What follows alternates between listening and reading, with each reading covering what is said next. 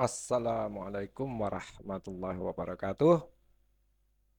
Alhamdulillah, kita berjumpa lagi dalam acara ngereaksi.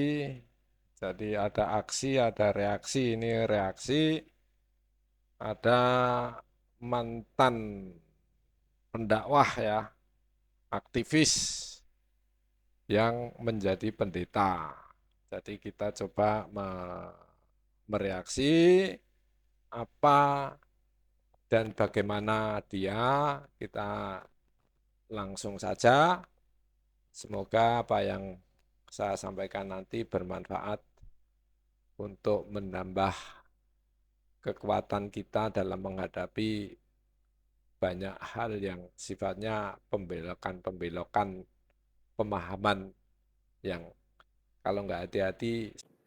Seseorang yang berlatar belakang Muslim, namun diselamatkan oleh Tuhan Yesus dan kemudian mempersembahkan hidupnya untuk memberitakan kabar keselamatan tentang Tuhan Yesus kepada banyak orang. Ya. Latar belakang saya nih. Ya. Latar belakang saya, ya, ibu itu Betawi. Ibu Betawi. Bapak Batak. Jadi saya itu anak Babe, anak Batak Betawi. Batak Betawi. Iya. Ya, lahir di Jakarta. Di Jakarta. Tahun juga nih. Ya. Ntar kalau ada yang tahu ulang tahun saya berarti kasih kado ya. Siapa tahu ada yang mau ngirim, Pak. Ya, tahunnya aja 1986. 8. Saya kecil di pesantren. Kecilnya di pesantren. Oke. Ya, saya bersama kakak saya yang paling tua. Ya, saya enggak sebutkan namanya, tapi saya berdua sama beliau. Itu dikirim ke pesantren karena nakal atau gimana? Ya. Lalu saya balik ke Jakarta. Oh, pesantrennya di mana, Pak? Di Gresik. Oh, di Gresik. Ya, Oke. Gresik. Lalu saya balik ke Jakarta, sekolah biasa di sekolah dasar negeri. Pun di pesantren juga sekolah dasarnya keluar, karena kan kita asrama. Sekolahnya tetap di luar asrama. Oh, iya. Ya. Nah, lalu saya akhirnya kuliah di Universitas Muhammadiyah Jakarta. Oke. Ya, jadi teman-teman saya satu kampus yang sedang menyaksikan ini, ya, salam. Dulu masih assalamualaikum, sekarang salam. Oh. Setiap kegiatan apa ada ya. Ada. Dan saya lumayan keras waktu di kampus. Ya, saya lumayan keras. Saya bisa lawan senior dengan gaya saya, dan senior juga mikir-mikir lawan sayanya juga. Nah, saya juga sebenarnya takut-takut juga lawan senior. Cuman saya merasa waktu itu saya paling benar. Jadi saya nothing tulus aja dah. Kalau senior punya acara apa yang nggak serk sama saya bubarin. Gitu. Nah, saking aktifnya saya ada di beberapa lembaga kampus yang memang bergerak di bidang dakwah. Begitu. Salah satunya ada Ikatan Mahasiswa Muhammadiyah, lalu Lembaga Dakwah Kampus. Di situ saya megang kepala bidang kaderisasi. Kaderisasi di UMJ. Betul. Nah, di luar kampus saya aktif di salah satu partai Islam yang terbesar. Oh gitu ya. Boleh tahu partai apa, Pak? Waduh, ini nonton. Iya. Partai Pasti Islam. mereka juga sudah tahu kalau udah melihat saya pernah di mana. Begitu. Iya. Terima kasih. Kita barusan nyimak cuplikan sedikit tentang biografi masa kecilnya pendeta ini ya, yang mantan Muslim ya. Anda perlu disadari bahwa murtad itu zaman Rasulullah pun sudah ada.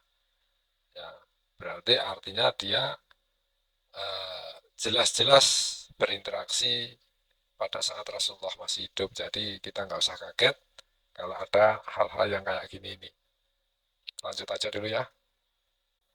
Sebelumnya ini adalah kesaksian saya pribadi, tidak ada sangkut paut dengan orang lain. Ya, jadi ini sah-sah saja untuk saya ceritakan. Tapi yang jelas, ketika saya waktu itu, lebih tepatnya ketika ospek, ya, ketika ospek atau penerimaan mahasiswa baru, yang dimana saya harus mengenalkan kelembagaan saya ke semua mahasiswa baru. Sebagai ketua lembaga dakwah ya, di dan kampus. juga aktivitasnya ngapain aja di kampus. Jangan seperti ya kupu-kupu kuliah pulang ternasibnya nasib 1 koma kan. Ya, nah, akhirnya ya saya katakan begini, semuanya harus fokus kepada kegiatan dakwah. Mau apapun ada di lembaga saya, baik Riyadho, ya, baik Ma'rifatul Medan, Ma'rifatul yang lain lah, semuanya kita mengenal semuanya. Dan yang terpenting jangan pernah meninggalkan yang namanya keislaman. Bagus, nasihatnya masih kita pegang ya. Itu dulu ya. Jadi yang benar ya tetap benar. Itu dulu waktu masih belum murtad ya, ngomongnya begitu ya. Nanti kita bedakan dengan setelah murtad. Lanjut. Jangan pernah meninggalkan, saya katakan langsung vulgar ya, jangan pernah meninggalkan Allah Subhanahu wa taala. Ya. Ya, saya langsung bersyahadat di situ untuk menegaskan bahwasannya saya benar-benar tegas bahwasannya asyhadu alla ilaha illallah wa asyhadu anna Muhammadar Rasulullah. Tiada Tuhan selain Allah dan Muhammad adalah utusan Allah. Jadi tidak benar apa yang dikatakan saudara-saudara kita para orang-orang Kristen yang mengatakan bahwasannya Tuhan punya anak. Ya, tidak benar Tuhan itu punya anak. Jadi tidak mungkin ya ada Tuhan di dalam dunia ini. Jadi kita harus fokus kepada iman kita. Ya, jangan pernah menjadi seorang murtadin. Alhamdulillah, ini kalau kesan saya yang disampaikan itu berlebihan ya.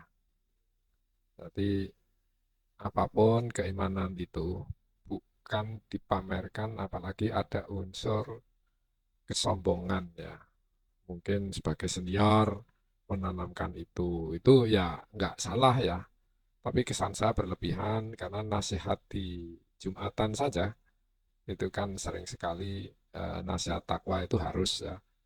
Yang paling sering kan ittaqullaha haqqa tuqatih wala tamutunna illa wa antum muslimun. Itu bertakwalah kepada Allah, janganlah sekali-kali mati dalam kondisi tidak Islam. Itu terjemahan secara umum ya, takwa itu kan menjalankan perintahnya, menjauhi larangannya. Perintah takwa ya. Itu untuk siapa ya? Untuk semua umat Islam. Gitu. Kalau mungkin diartikan ittaqullah dari teguhkanlah ya. Qawa gitu kan. Qawa yaquwu terus jadi takwa. Berteguh. Jadi berteguhlah kepada Allah. Ittaqullah. Pegang teguhlah Allah sehingga dalam kematian jangan sampai akhir hidupnya itu tidak kondisi Islam, tidak tunduk, tidak patuh. Nah, berpegang teguh kepada Allah sehingga sampai kematiannya pun dalam kondisi keislaman dan kepasrahan. Itu nasihat ya. Tadi itu kesan saya berlebihan aja ada unsur itu. Ya. Nah, di situ saya lagi bahas Isa. Ya Pak Martin ya, saya lagi bahas Isa. Tapi setelah itu saya kembalikan mic itu pas penutupan terakhir ya. Penutupan terakhir ketika saya berbicara, saya kembalikan mic itu ke MC. Ya. Karena ini kan acara kampus ya, acara universitas ya. Saya kembalikan ke MC. Lalu ada yang teriak, lalu Isa siapa? Lalu Isa siapa gitu. Saya kembali gitu kan. Siapa yang ngomong tuh gitu kan, adik kelas kan, maksud saya Mas mau ngelawan senior nih ya kan. Nggak taunya nggak ada yang ngomong, ternyata memang suara saya aja yang dengar, yang lain nggak dengar.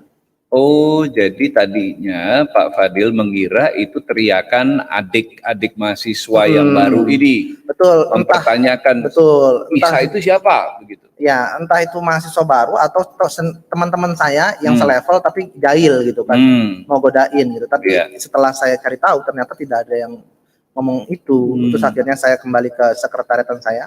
Dulu saya punya sekretariat kecil aja, ya, buat lembaga kita.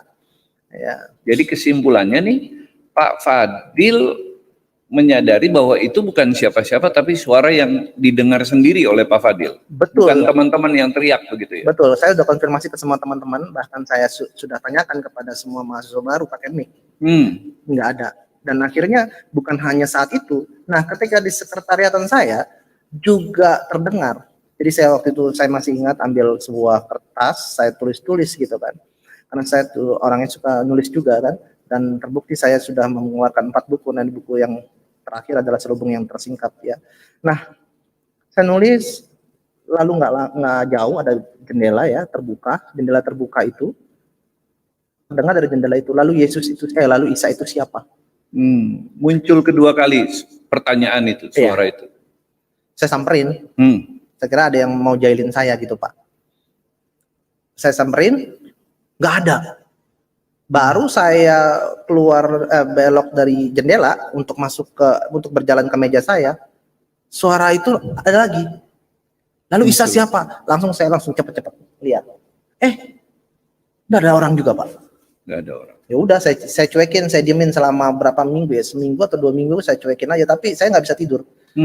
Kayak ada suara nyamuk yang terngiang-ngiang di dalam di kuping ini ketika ditepak, nggak hilang-hilang. Waduh, kalau itu saya pusingnya sih sampai sini nih otak nih. Gitu. Lalu Isa siapa? Lalu saya malas aja nyari siapa itu. Tuhannya orang Kristen ngapain dicari? Nggak penting buat saya cuekin. Tapi terus terngiang-ngiang. Nah, disitulah saya mulai agak bukan stres ya, tertekan aja dengan kondisi seperti itu. Awalnya Bapak berusaha tidak mempedulikan suara itu, Betul. tapi kemudian suara itu terus mengejar. Betul. Dan itu membuat stres. Ya. Karena awalnya tidak dipedulikan, tapi terus karena dikejar.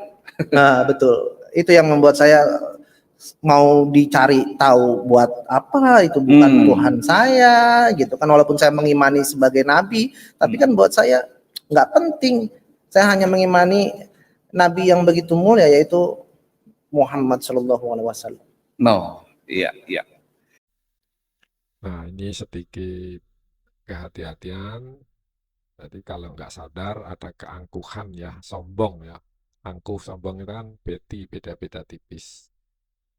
Nah, ada suatu peristiwa di Al-Quran itu waktu Nabi Sulaiman sidak ya, atau turbalah naik kuda, terus ada si semut, raja semut dan tentaranya itu menginstruksikan ngumpet-ngumpet masuk ke lubang semut gitu kan. Langsung kudanya disuruh berhenti. Apa yang diucapkan Nabi Sulaiman? A'udzubillahi minasyaitonirrajim. Bismillahirrahmanirrahim. Rabbi auzi'ni an ashkura nikmatakallati an'amta alayya wa na'mala salihan tardahu. Sampai satu, itu sepenggalan ya. Jadi Nabi Sulaiman itu langsung sadar, ini kalau nggak hati-hati jadi sombong itu. Apa? Dia yang dimunculkan adalah ya Allah, Rabbi auzi'ni an ashkura, ya Allah, tambahkanlah aku kemampuan untuk mensyukuri nikmat-Mu. Jadi jangan sampai lengah. Orang itu kalau pas di atas, itu yang, ya inilah kesadaran para nabi, para rasul. An ashkura, untuk mensyukuri nikmat-Mu. An'amta alayya. Jadi dia bisa begitu itu. Karena apa? Karena nikmat Allah. Orang cerdas, itu nikmat Allah. Keberhasilan, itu nikmat Allah. An ashkura nikmatakallati an'amta alayya wa ala walidayya, dan nikmat yang kau berikan kepada orang tuaku. Penyadaran ya, jangan sampai kita keberhasilan terus jadi kesombongan. Itu nikmat Allah yang diberikan ke kita, berhasil. Itu Nabi itu. Jadi penyadaran bahwa jangan sampai kita jadi sesuatu yang merasa lebih tapi menyakitkan orang. Nah, ini cinta kasih yang dicontohkan para nabi ya.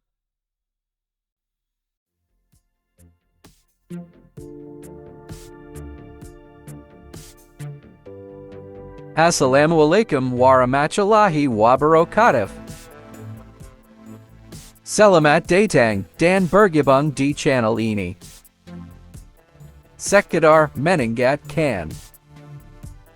Jangan sungkan untuk tekan tombol subscribe. Tekan tombol jempol. Tekan tombol loncengnya. Terima kasih. Tertanda, Ursha Joe, okay? Ini menarik ya, sebelum sampai ke Ustadz saya, ini sebenarnya sudah ada runutan Oh, Runutannya adalah ketika suara itu sudah ditemukan, ini suara siapa, baru saya mengarah ke ustadz itu. oh, Jadi saya bisa menemukan suara itu suara siapa ketika saya cari tahu. Ya, akhirnya saya cari tahu sendiri siapa ini Isa Al-Masih melalui Al-Qur'an itu. oke. Ya. Oh, jadi mulailah menggali siapa Isa Al-Masih tapi dari Al-Quran. Betul, karena saya tidak berani memegang Alkitab waktu itu. Ya. Bagi saya ya, nggak tahu bagi yang lain ya, itu haram. Ya. Nah, menemukan jawabannya nggak di Al-Quran? Nah, ini menarik. Sesuatu yang nggak bisa terlihat selama ini ketika saya selalu membaca Al-Quran gitu kan. Saya bolak-balik menghatam Al-Quran. Tapi mungkin karena keteledoran saya juga, kesalahan saya adalah selalu baca Al-Quran dengan bahasa Arabnya saja. Tidak lantas artinya ikuti baca. Bagi saya itu bahasa surga. Jadi ya sudah, saya bablas saja, ya kan. Mau baca ya baca aja. Itu waktu baca ngerti nggak ya? Saya ada yang ngerti ada yang enggak. Oh, Gitu. Kalau yang nggak ngerti, ya udah saya lillahi ta'ala aja udah. Yang penting Tuhan tahu niat baik saya untuk baca Quran ini. yang Waktu itu penting begitu. bahasa aslinya yang Bapak baca. Betul, gitu ya. karena saya yakin ketika saya mati juga akan dengan bahasa Arab, karena ada interview alam kubur di situ ya. Oh, Ya, ada Ya. marbuka, manabiuka dan sebagainya. Bahkan saya sempat cari kunci jawaban alam kubur waktu itu ya. Nah, menariknya adalah saya cari tentang Isa Al-Masih di dalam Al-Quran. Pertama kali yang saya cari itu tentang mukjizatnya. Kenapa kok sampai sefenomenal ini Isa Al-Masih ya, sampai banyak pengikutnya juga gitu kan, padahal dia jelas-jelas nabi. Nah, ketika saya lihat mukjizatnya itu cukup banyak dan membuat saya heran-heran terkagum. Dia bisa berbicara pada usia balita, lalu dia bisa mencelikan mata orang yang buta, lalu dia mencembuhkan penyakit kusta, lalu dia orang lumpuh berjalan, ya, lalu dia menghidupkan orang mati, lalu dia bisa membuat makhluk hidup, ambil segumpal tanah, lalu dia tiupkan ruh dan burung itu hidup. Yang mengherankan lagi, dia itu mati, lahir dan bangkit dan akan datang untuk kedua kali. itu ada di Al-Quran. Ada. Oh ya? Semuanya ada di buku saya tertulis. Nah, ini sudah nggak asing lagi ya, bagaimana para murtadin dari Muslim hampir semuanya mengalami peristiwa-peristiwa yang mungkin ya buat dia suatu keajaiban ya. Makanya sebetulnya ada hal yang kalau nggak hati-hati kita kebawa terkontaminasi ya. Dia percaya Quran, tapi nanti meninggalkan Quran. Ini kontradiktif banget ini. Jadi hampir semuanya begitu. Jadi kesan saya, ya, para murtadin itu merengek-rengek, Qurannya harus sesuai pemahaman yang murtad. Nah, gitu kan lucu. Nah, saya mempercayai Quran, saya makin yakin dengan Quran ya. Jadi dipaparkan gimana Al-Quran itu terhadap orang-orang yang ada ya, manusia itu dengan berbagai perangainya itu dipaparkan. Jadi Quran itu bisa dipelintir, bisa, tapi teks Qurannya terjaga. Tapi kalau penafsirannya dalam tanda petik ya, itu bisa. Nah, itu dia kan tanpa guru ya, dengan mempelajari Quran, tanpa ya mengikuti pikirannya dia kan. Itu sangat bisa. Jadi apapun ya, itu bisa aja. Pisau itu dipakai untuk motong kayu bisa, bahkan untuk motong kain bisa, gergaji untuk motong kue juga bisa, tapi peruntukannya sudah nggak pas. Mempelajari Quran juga tergantung niat. Ya. Begitu. Nah, setelah itu saya lihat, kenapa saya lihat kepada junjungan saya waktu itu, saya bandingkan karena saya nggak mau langsung mengimani Isa Al-Masih ini sebagai Tuhan. Ya. Dan saya nggak mau membandingkan Isa Al-Masih ini dengan Tuhan. Nggak level bagi saya. Isa Al-Masih manusia. Nabi. Isa Al-Masih itu manusia, nabi. Berarti harus saya bandingkan dengan nabi juga. Tapi nabi yang saya junjungkan waktu itu adalah Muhammad. Nabi Muhammad. Akhirnya saya bandingkan dengan Muhammad. Akhirnya saya lihat mukjizatnya, Muhammad juga tidak terlihat. Ya. Tidak terlihat mukjizatnya, yaitu tadi Al-Quran. Saya katakan Al-Quran tidak lantas jadi mukjizat, tapi yang jelas waktu itu saya mengimani. Jangan sampai saya berpikir Isa lebih bagus. Jadi saya tetap nggak mau mengimani Isa waktu itu. Saya tetap masih dukung Muhammad dan saya masih mengimani Muhammad sebagai nabi saya.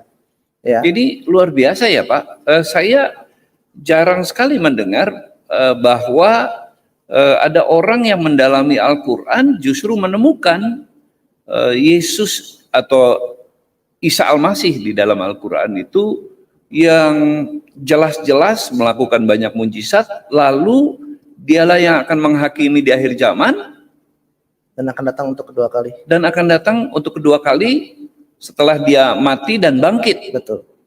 Ini semua ada di dalam Al-Quran. Ada semua. Wow, Nah, luar biasa ya. luar biasa. Jadi kalau mau teliti dan mau lebih seksama membaca Al-Quran, pasti semua akan mengarah kepada Isa Al-Masih. Tapi kenapa ini seolah-olah ditutup-tutupi selama ini Pak? Saya rasa bukan ditutup-tutupi, tapi ada selubung yang menyingkap mereka semua. Makanya judul buku ini saya dia, adalah makanya Pak Fadil nulis buku Selubung yang Tersingkap. Karena ini pengalaman pribadi ya. Betul, ini adalah sebuah perjalanan religi yang merubah paradigma berpikir saya. Dan ini saya akan bagikan ke teman-teman semua. Nah, juga di sini ada selubung yang tersingkap juga. Jadi tersingkap kebohongannya tadi ditanyakan bahwa jadi itu mati terus bangkit lagi, terus nanti akan datang lagi, ada semua di Quran, diiyakan. Emang seperti itu? Nabi Isa ada mati terus bangkit? Nggak ada di Quran. Di hadis juga nggak ada. Nabi Isa dari awal nggak ada mati itu. Jadi apa ya, mati terus bangkit lagi itu nggak ada. Jadi ini namanya membuka borok sendiri kebohongannya. Tolong sampaikan dengan jelas kalau memang ada di Quran semacam itu. Saya kadang-kadang kalau murtad kayak gitu, itu yang kadang-kadang lucu, dia ngemis-ngemis mencari pembenaran di Quran dengan pola pikirnya, tapi tidak mengakui Quran. Jadi lucu, itu kesannya apa? Kesannya pengkhianat keyakinan lamanya. Nah, nanti terus kalau debat ya biasanya itu orang mualaf juga sama. Mungkin gitu ya. Jadi silahkan di-compare kualitas keilmuan orang yang mualaf ya, dari pastor, dari pendeta, sama orang murtad ya. Kualitasnya satu. Terus ada yang lebih mendasar, kejujuran dalam menelaah sisi keilmuan, kejujuran. Jadi kalau hal kayak gini, mau cari pembenaran yang kadang-kadang aneh. Nggak tahu bahasa Arab, tapi memaknainya maunya saudilitiwe. Jadi ini namanya ada selubung yang tersingkap. Tersingkap apa? Tersingkap memahami, memaknainya hanya kepentingan pikirannya, tidak mengacu ke kaidah-kaidah bahasa, kalimatullah, ruhullah, ruhul amin. Sementara mereka menyerap bahasa Arab, terus dipakai di Bibelnya dalam tanda petik ini menafsirkannya. Ada yang dipaksakan ke Bibelnya. Ketika itu saya benar-benar membandingkan Isa dengan Muhammad. Dari segi mukjizat jelas Isa lebih bagus, tapi saya tetap tidak mau mengimani Isa waktu itu. Akhirnya saya lihat dari background keluarganya dari dua orang ini, dua orang yang sangat istimewa di dalam keislaman. Akhirnya saya lihat backgroundnya tidak ada di dalam Al-Quran untuk Muhammad, ya, tidak terlalu signifikan, tapi Isa Al-Masih sangat luar biasa. Bahkan nama ibunya dijadikan nama surat, yaitu surat Maryam. Jelas sekali bagaimana dia lahir, bagaimana kehidupannya, mati dan bangkit tertulis. Gitu kan. Waduh, 2-0 nih. Saya gitu bikin skor. Tadi mujizat saya kalah nih Muhammad 1-0. Iya. Oh, saya nggak mau kalah, saya mau cari yang lain biar imbang. Oh, saya masih pro, ya kan. Isa. Tanpa disadari Pak Fadil melakukan perbandingan Betul, sendiri ya. betul.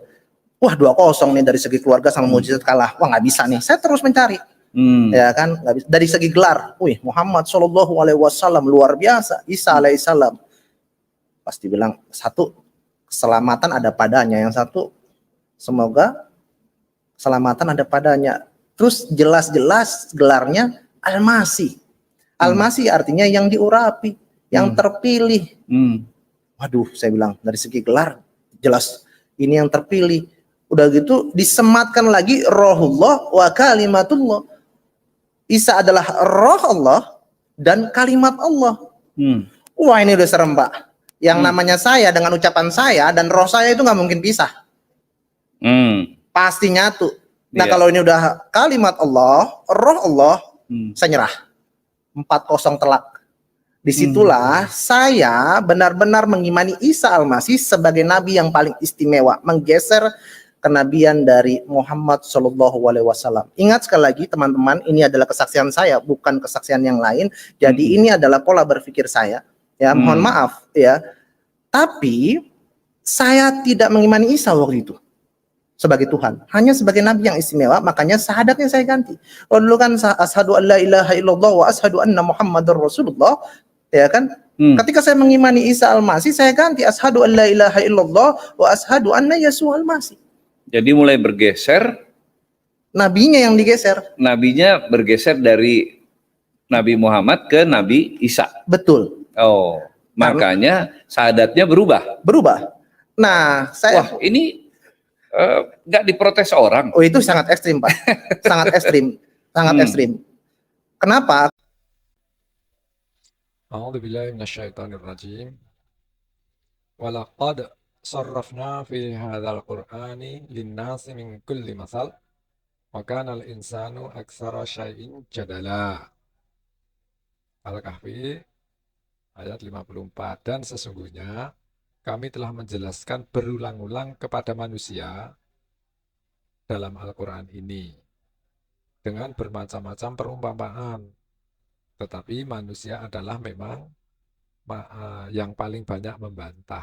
Di manusia itu ingin selalu berbantah-bantahan, berdebat, terus nanti bangga kalau menang. Jadi tolak ukurnya itu menang, bukan benar. Nah, ini yang sering terjadi. Akhirnya apa? Membanggakan akal.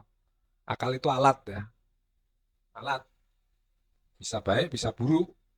Kalau penjahat ya akalnya jadi jahat. Berkali-kali saya sampaikan ya. Kalau koruptor, itu yang cerdas-cerdas itu mungkin nggak ketahuan sama KPK. Canggih-canggih, nggak ketahuan, padahal jahat. Jadi alat ya. Adam itu karena tergelincir itu juga karena akal juga. Kalau nggak ada akal, nggak bisa dirayu. Kayak hewan itu nggak bisa dirayu. Ya, nggak ada salah dan benar. Manusia itu bisa dirayu dengan akal, dengan pikirannya, dengan hawa nafsunya. Jadi itu terus apa yang disampaikan tadi itu saya yakin Quran itu memaparkan banyak perangai manusia dari contoh-contoh sejarah manusia pada zaman nabi-nabi ya.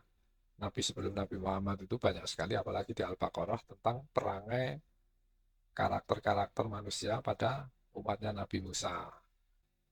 Nah ini, a'udzubillahi minasyaitonirrajim. Wala talbisul haqqa bil batili wa taktumul haqqa wa antum ta'lamun. Dan janganlah kamu mencampur adukkan kebenaran dengan kebatilan, dan janganlah kamu sembunyikan kebenaran sedangkan kamu mengetahui. Nah, ini kayak gini ini banyak terjadi itu diberitakan di Quran. Umat-umat Nabi Musa Dulu banyak yang semacam itu. Saya punya ikrar begini. Saya mau datangin ustadz saya. Kalau ustadz saya bisa jawab semua pertanyaan saya nggak jadi mengimani Isa Al-Masih adalah nabi yang paling istimewa. Saya kembali lagi kepada Muhammad. Ya. Nah, mulailah Bapak menemui Ustadz Bapak. Betul. Nah, Saya nemuin ustadz saya. Assalamualaikum. Ustadz, saya mau tahu siapa yang menciptakan langit, bumi dan segala isinya. Ustadz saya bilang, ya Allah Subhanahu wa Ta'ala ladil. Gitu. Nah, saya langsung katakan, yes, naam Ustadz, betul sekali. Sepakat, setuju. Ya kan? Tapi bagaimana caranya Allah Subhanahu wa Ta'ala ini menciptakan langit, bumi dan segala isinya? Ustadz saya bilang, ya dengan kalimatnya lah, kun fayakun, maka jadilah.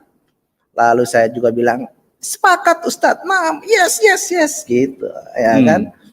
Terus Ustadz saya bilang, lalu apa yang jadi masalah? Permasalahannya Ustadz, saya menemukan ini. Apa tuh? Ya, nih di Quran Al-Imran, ya, ayat 45 dinyatakan bahwasannya Isa Al-Masih itu adalah kalimatnya. Iya. Berarti yang menciptakan langit, bumi dan segala isinya adalah Isa Al-Masih karena dia kalimatnya. Berarti seluruh manusia harus mengimani Isa Al-Masih sebagai pemilik jagat raya ini dan sebagai Tuhan. Nah, ini kan kelihatan banget ya, cerminnya intinya ingin mendebat, terus nanti mungkin bangga kalau menang, gitu ya. Jadi tolak ukurnya bukan menang kalah, tapi tolak ukurnya itu benar salah. Nah, tadi ayat yang a'udzubillahi minasyaitonirrajim wala talbisul haqqo bil batili wa taktumul haqqo wa antum ta'lamun. Ini saya ulang ya, saya cobakan artinya gini, dan janganlah kalian, kamu, kita ini ya, wala talbisul haqqo.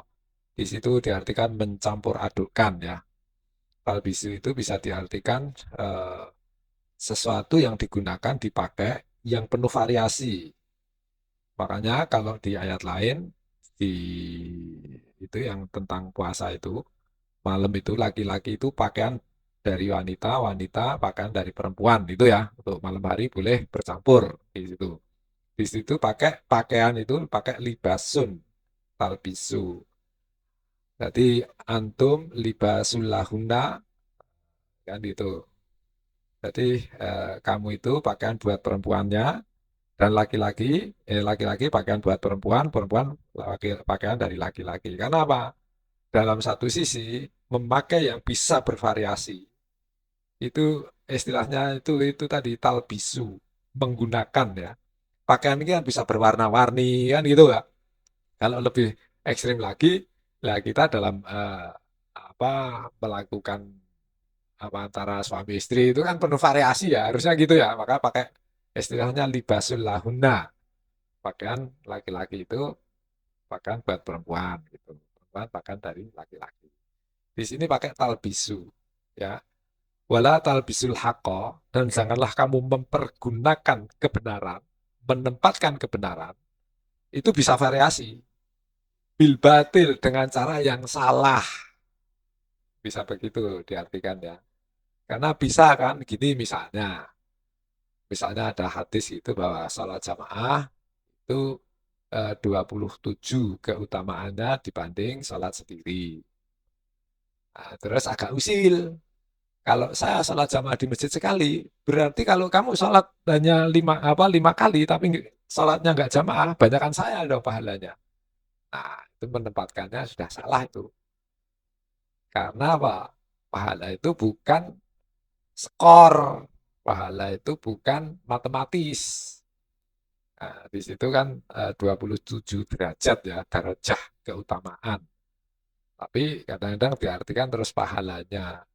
Kalau sholat jamaah pahalanya 27 kali lipat dibanding sholat sendiri. Nah, hadisnya benar, tapi memakai kebenaran dengan cara yang salah. Nah, itu diingatkan kita jangan sampai semacam itu. Itu ya, satu itu. Terus tadi itu dibahas intinya hanya ingin berdebat supaya bangga menang, padahal pada dasarnya apa? Ingin bahwa aku ini hebat, kamu salah karena kamu kalah. Memang dalam realita kadang-kadang apa di dunia ini yang menang itu yang menentukan benar salah secara manusia ya. Tapi kalau di hadapan Allah nanti mati diadili yang benar hak mutlak benar itu yang dari Allah itu ya.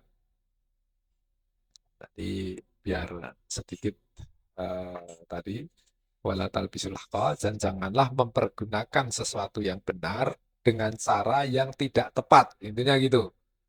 Apalagi dengan mencampur adukkan. Jadi istilahnya sesuatu yang legal, yang resmi, jangan diotak-atik dengan apapun caranya bisa diganti yang tidak resmi, ilegal. Atau menggunakan yang resmi tapi salah gitu ya.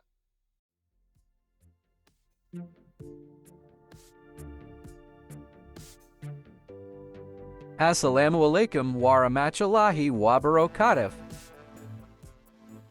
Selamat datang dan bergabung di channel ini. Sekedar mengingatkan. Jangan sungkan untuk tekan tombol subscribe.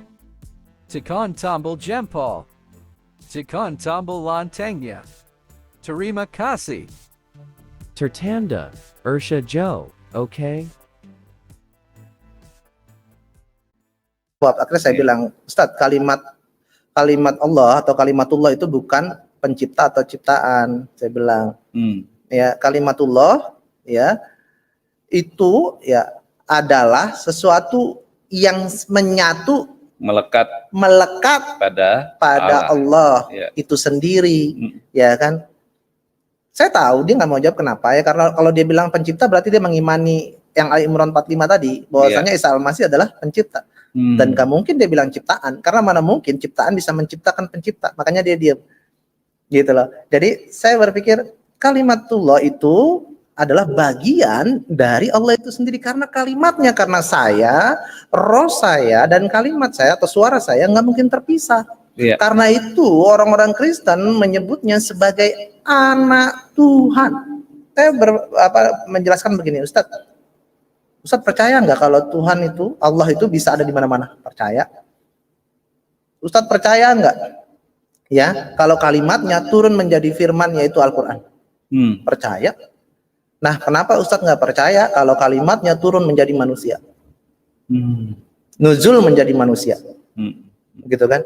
Nah, kata anak di sini Ustadz bukan berarti itu anak biologis. Saya gituin, bukan berarti anak biologis. Anak ini adalah kata sematan bagi Isa Al-Masih yang disematkan dari pengikutnya. Karena dia adalah bagian dari Allah itu sendiri. Kalau saja ada kata yang lebih dekat daripada kata anak, maka kata itu yang akan disematkan. Permasalahannya kata yang sangat dekat itu adalah anak. Contoh, anak itu kan nggak bisa dipisahkan dengan bapak, atau kata sematan ini menghubungkan hubungan yang begitu dekat. Contohnya begini, anak Gunung Salak, ya kan, nggak mungkin bisa jauh. Anak tangga, nggak mungkin bisa jauh, nempel begitu kan. Dan itu hanya kata sematan aja, nggak mungkin juga kita menyebutnya dia adalah bagian dari Allah, kepanjangan. Dia adalah bagian dari Allah, kepanjangan, ya kan. Isa Al-Masih adalah bagian dari Allah, nggak kepanjangan dan kurang bagus. Tapi kalau anak sudah membuktikan dia ada begitu dekat, lahir dari Allah itu sendiri, ya kan. Nah, begitu juga anak Gunung Salak, itu adalah bagian dari pecahan gunung kepanjangan. Begitu anak tangga, tolong ambilin handphone saya di bagian dari di bagian dari tangga itu, tapi bagian yang ketujuh, kepanjangan juga, gitu. Nah, itu hanya kata sematan aja, bukan berarti itu adalah kata biologis yang harusnya mereka menikah dulu baru punya anak, begitu. Nah, Ustadz saya udah mulai matanya merah, ya kan? Saya udah tahu ini arahnya kemana. Akhirnya saya pamit. Ya udah Ustadz, terima kasih. Assalamualaikum. Saya pamit. begitu singkatnya. Dan akhirnya ya saya pulang, dan tidak bisa menguatkan saya untuk saya bisa bertahan mengimani dengan syahadat saya yang lama. Nah, disitulah saya berkeinginan kuat untuk selalu mengedepankan Isa Al-Masih, sampai akhirnya saya mengimani Isa Al-Masih sebagai juru selamat saya. Nah, ini lucu ya. Betul-betul dipaksakan memahaminya ya. Kalau dua kata digabung itu peristilahan itu pada di bahasa Indonesia itu disebut apa itu? Agak lupa saya. Disebut sinonim sih bukan. Padaan kata bukan. Frase ya, intinya frase lah ya. Jadi di bahasa Indonesia itu kalau tadi ditanyakan gimana dengan peristilahan jambu monyet. Nah, jambunya itu berdekatan dengan monyet. Nah, repot lagi. Terus meja hijau. Nah, itu gimana meja warnanya hijau?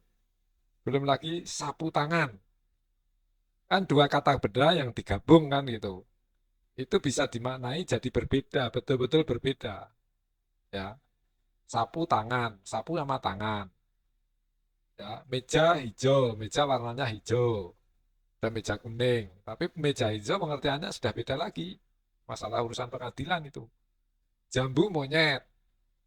Jadi dipaksakan betul ya. Kalau di bahasa Arab nggak ada gitu. Misalnya jambu monyet itu. Bahasa Arab nggak ada.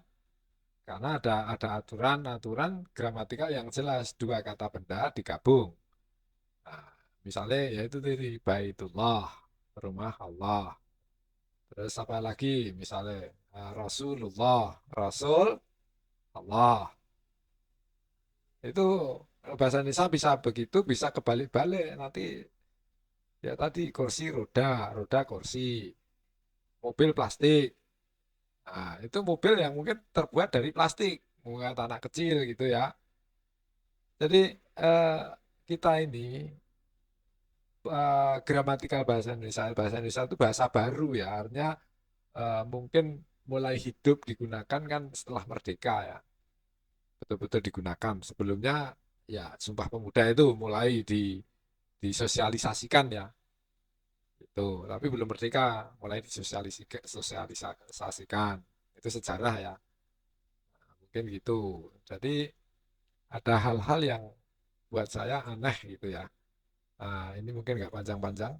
Nanti yang terakhir aja mungkin saya rangkum semuanya. Betul. Dia nggak setuju dengan keyakinan Pak Fadil pada waktu itu. Iya, kalau dia nggak setuju sebenarnya nggak apa-apa sih. Tapi yang jelas dia harus berikan dalil yang pas buat saya agar saya bisa mengerti. Karena buat saya saya pikirannya terbuka. Oke. Ya, jadi kalau dia mau mengcounter harus dengan dalil dan ayat yang jelas. Jadi biar saya pun mengerti. Iya. Bukan dengan emosi, kemarahan dan lain sebagainya. Nah, kalau itu kan membuat saya tuh jadi oh ternyata begini doang. Ya udah saya. Akhirnya Pak Fadil pamit.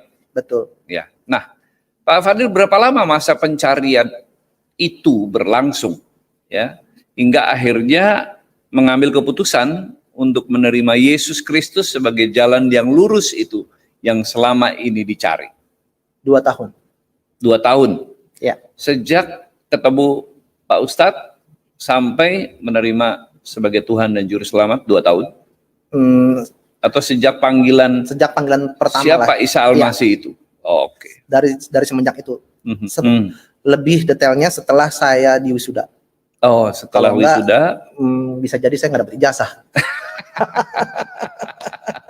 Jadi berani terang-terangan setelah saya diwisuda dan sudah dapat ijazah dan saya mencoba mencari tahu tentang keilahian Yesus dengan datang ke gereja, lalu ke masjid juga tetap masih, sholat masih, ya sholat masih, ke gereja masih.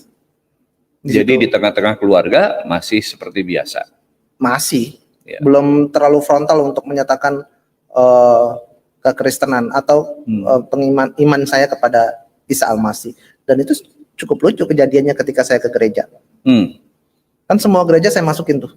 Oh. Pokoknya asal tahu itu gereja, Betul, masukin. betul. Mau Katolik, mau Pentakosta, mau Protestan, mau HKBP Injili, juga. HKBP gitu ya. Saya baru Oke. tahu sekarang pas jadi hamba Tuhan aja. Oh, Pas jadi jemaat gitu udah benar ya.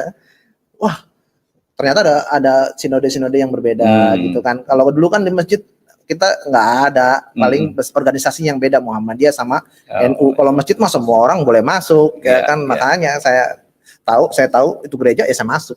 Tapi ternyata karena mungkin saya muka baru gitu kan, ditanya-tanya, wah saya nggak nyaman nih kayaknya.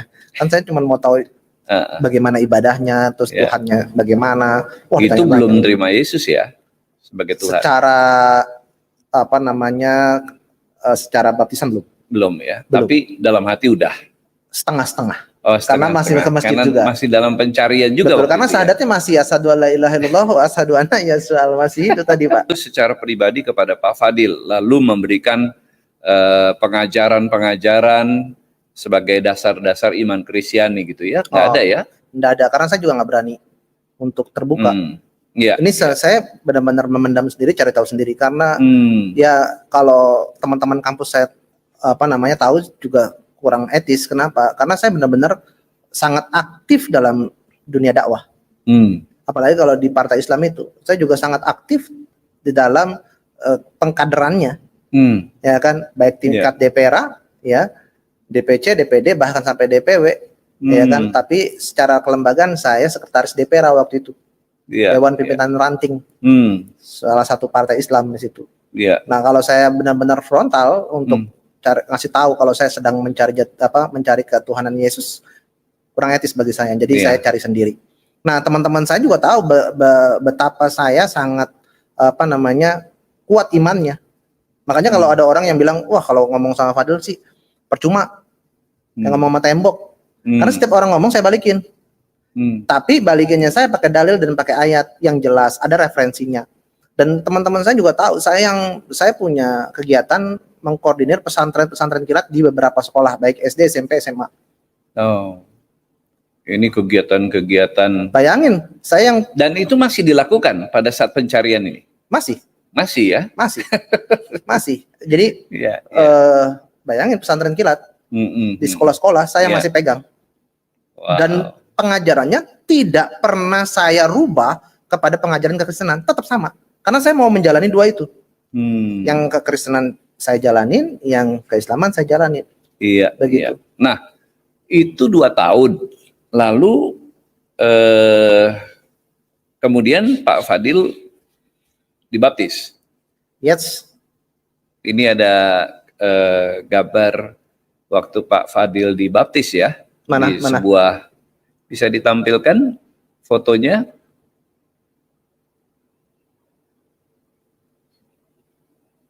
Oh, kita lewatkan saja. Oh, ini bukan. Oke, ini bukan? Iya, ini saya. Oh, ini waktu dibaptis ya. Nah, siapa yang membaptis Pak Fadil? Pendeta. Oh, di sebuah gereja ya? Iya. Oke. Saya nggak mau sebutin namanya. Iya, baik. Jadi ini pada saat Pak Fadil dibaptis, lalu bagaimana reaksi keluarga waktu dengar? Kan itu harus memproklamirkan bahwa saya sudah jadi pengikut Kristus. Keluarga bagaimana tuh? Keluarga sih tahu sebenarnya. Tapi keputusan yang saya yakini ya tanggung jawab saya pribadi. Oh. Begitu. Jadi bukannya saya tidak minta izin. Nah, kalau dalam keislaman laki-laki itu berhak untuk menentukan sikapnya. Baik dalam perkawinan, dalam keputusan apapun berhak memutuskannya. Jadi kalaupun saya menikah misalkan tidak ada orang tua, saya masih sah, kecuali perempuan tidak sah. Saya tahunya begitu. Jadi keputusan yang saya ambil adalah tanggung jawab saya. Jadi ya udah, tapi sebenarnya keluarga sudah tahu. Dan nah, apa reaksi keluarga dan orang-orang di sekeliling Pak Fadil di kampus, yang teman-teman kuliah, lalu teman-teman dakwah, lalu di partai? Ini kan menyangkut semuanya Ya, selama saya fokus mempelajari ketuhanan Isa Al-Masih, Saya di Kalimantan. Oh, Pak Fadil menyingkir ke Kalimantan. Iya, karena begitu banyaknya orang yang ya ada tekanan lah ya, ada tekanan. Saya Ya, ke ya. Kalimantan. Nah, Oke. 2014 saya kembali ke Jakarta. Berapa tahun di Kalimantan? Kurang lebih dari 2010 ke 2014 lah ya. Oh, Gini, dia mencoba membawa Al-Quran dengan pemahamannya, tapi nggak disebutin ya ayat mana, surat apa kan gitu. Ada yang tadi disebutin di depan itu surat Al-Imran ayat 45 ya. Itu eh, tentang bahwa Nabi Isa itu adalah kalimatullah gitu. Ini saya bacakan 45. A'udzubillahi minasyaitonirrajim. Idza qalatil malaikatu ya Maryamu innallaha yubashshiruki bikalimatin. Nah, ini bikalimatin minah ismuhul masihu Isa ibnu Maryama wajihan fit dunya wal akhirah wa minal muqarrabin. Ini sering banget ya. Para utan-utan itu sering banget menyampaikan ini. Nah, ini idqalatil malaikatu. Jadi ingatlah atau camkanlah. Mungkin itu bisa ya. Atau sadarilah atau camkanlah, ingatlah ketika ya malaikat menyampaikan berkata kepada Maryam, Innallaha yubashshiruki, sesungguhnya Allah memberi berita gembira untukmu bi kalimatin minah.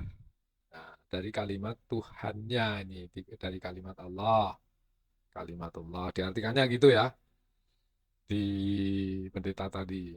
Karena dia ngomong ruhullah itu ya, kalimatullah gitu. Di kalimatin min husmuhu, dari kalimatnya eh, ismuhul masihu Isa bin Maryam. Ya, menamainya Al-Masihu Isa bin Maryama wajihan fid dunya wal akhirah wa minal muqarrabin. Ya, itu dari kalimatnya, kalimat dari Allah namanya Masihu Isa bin Maryam. Nah, di sini eh, perlu saya sampaikan mungkin untuk yang kesekian kalinya, Nabi Isa itu hampir selalu kalau dinarasikan dalam Al-Quran selalu diikutkan nama ibunya, Isa bin Maryam. Nabi Musa enggak, nabi-nabi yang lain enggak. Tapi khusus Nabi Isa itu diikutkan anak Maryam. Berarti memang dia enggak punya bapak. Ini penekanan ini. Jadi jangan melampaui batas bahwa itu berarti anak Tuhan. Jadi Isa itu anaknya Maryam. Disandarkan namanya Isa bin Maryam. Terus ada lanjutannya wajihan fid dunya wal akhirah wa minal muqarrabin. Ya, yang terkemuka di fid dunya wal akhirah, nah di dunia dan di akhirat. Ini juga sering banget ini. Jadi apa? Mungkin ya. Ini ayat primadona, mempesona untuk oten-oten gitu ya. Mereka tidak mengakui Quran, tapi dipaksa eh, mengakui Quran boleh, tapi harus seperti yang saya pahami gitu. Lah kamu nggak meyakini kok. Nah, jadi hampir selalu Aisyah bin Maryam, nama Nabi Isa itu dimasukkan nama ibunya karena satu-satunya orang di bumi ini yang lahir tidak ada bercampur dengan laki-laki, tidak ada sperma laki-laki. Ya, jadi itu penekanan bahwa Nabi Isa itu siapa? Nabi Isa itu anak, bukan anak Allah, anak siapapun. Dia itu anak Maryam. Penekanan. Ini tertulisnya begini. Nah, kalau diartikan yang lain, berarti sudah melampaui batas. Apa tersendiri? Enggak. Jadi jangan diplesetin hanya satu orang. Wa minal muqarrabin, dan di antara orang yang didekatkan. Didekatkan itu pasti mulia. Dan semua nabi itu mulia di dunia dan mulia juga di akhirat. Semua nabi. karena dia sebagai pencerah masyarakat pada zamannya. Hanya di sini disebutkan khusus ke Nabi Isa. Kenapa? Karena banyak mengangkat Nabi Isa melampaui batas menempatkannya. Ya, cari alasan lain macam-macam lah. Tapi yang jelas Nabi Isa itu siapa? Anak Maryam. Udah, jangan dipelintir. Dia bukan anak Allah, bukan anak Tuhan. Dia anak Maryam. Waktu itu. Terus kedua tadi tentang mukjizat dibahas. Mukjizat Nabi Isa banyak. Nah, mukjizat itu kan sesuatu yang sifatnya kejadian atau peristiwa untuk menggugurkan lawan-lawan yang mengingkari itu jadi bergeser. Jadi orang itu kan kalau kagum ya itu terkesima itu kadang-kadang terus luluh kan gitu ya, luluh, meleleh lah istilah sekarang ya. Nah, mukjizat itu macam itu. Jadi dikira keajaiban gitu ya. Makanya keajaibannya itu pasti beda-beda tiap nabi itu. Mukjizatnya beda-beda. Banyak sedikit itu bukan tolok ukur bahwa kalau banyak itu lebih hebat. Enggak. Ya, banyak lebih hebat itu enggak. Tolok ukurnya bukan itu. Ya. Nanti kalau tolak ukurnya itu nanti terus disoal. Lah mukjizatnya banyak ternyata pengikutnya sedikit. Macam mana itu? Nah, kalau dibalik secara logika mukjizatnya banyak pengikutnya sedikit. Nah, itu terus nggak boleh juga. Nabi Musa mukjizatnya banyak, pengikutnya banyak. Nah, kayak gitu itu bukan tolak ukur ya. Jadi ah apa kayak tadi menang debat itu benar. Terus kalau mukjizat banyak itu lebih hebat. Itu bukan tolak ukur itu. Nah, jadi mukjizat itu sebenarnya peruntukannya kan untuk meruntuhkan lawan bahwa kamu itu lawan-lawannya itu sebetulnya eh, harus sadar betul gitu loh. Rasulullah, Nabiullah itu punya mukjizat sadar betul untuk menunjukkan di masyarakatnya. Pada zaman Nabi Muhammad memang mukjizat tidak banyak yang di Al-Quran. Kalau di hadis banyak. Ya, satu hal yang beda banget. Orang mengikuti Rasulullah itu umat Nabi Muhammad, umat terakhir itu tidak mengandalkan sesuatu yang sifatnya itu keajaiban-keajaiban yang aneh-aneh. Ya, karena bukan tolak ukur kebenaran dari itu. Bahkan kalau melihat tentang mukjizat ya, Nabi Musa itu juga banyak banget lebih hebat dalam tanda petik ya. Itu kan artinya sangat subjektif. Tadi kan tolak ukurnya kan Nabi Isa mukjizatnya ini kan subjektif banget itu. Nah, sekarang kalau menghidupkan orang mati ya sama mukjizat Nabi Musa menghidupkan orang mati pernah, bahkan bisa membelah lautan. Nah, lebih hebat mana? Nanti jadi tolak ukurnya itu bukan yang kayak gitu, itu semilekete itu. Kalau tolak ukurnya Nabi Musa, mukjizat, lebih hebat. Karena yang mengalami peristiwa mukjizat itu bukan hanya Nabi Musa, umatnya juga ikut. Sekarang Nabi Isa, umatnya dilibatin, terlibat manfaat mukjizatnya nggak hanya ngeliat doang kan? Membelah lautan, itu umatnya Nabi Musa itu ikut nyebrang belah lautannya itu, ikut melihat, ya, ikut menyaksikan, lebih hebat mana? Nah, artinya mukjizat nggak bisa untuk tolak ukur, ya. Jadi umatnya Nabi Muhammad, alhamdulillah, itu tolak ukurnya itu nilai-nilai kebaikan-kebaikan, nilai-nilai kebenaran-kebenaran, manfaat-manfaat, dan pengikutnya pun juga berjibun. Nah, kalau tolak ukur mukjizatnya dari sisi pengikut, buktinya nah, jadi ribet kan? Jadi jangan sampai kita terjebak oleh ungkapan-ungkapan yang kadang-kadang cari pembenaran tentang sampai nama surat Ibunda Nabi Isa ada di Quran.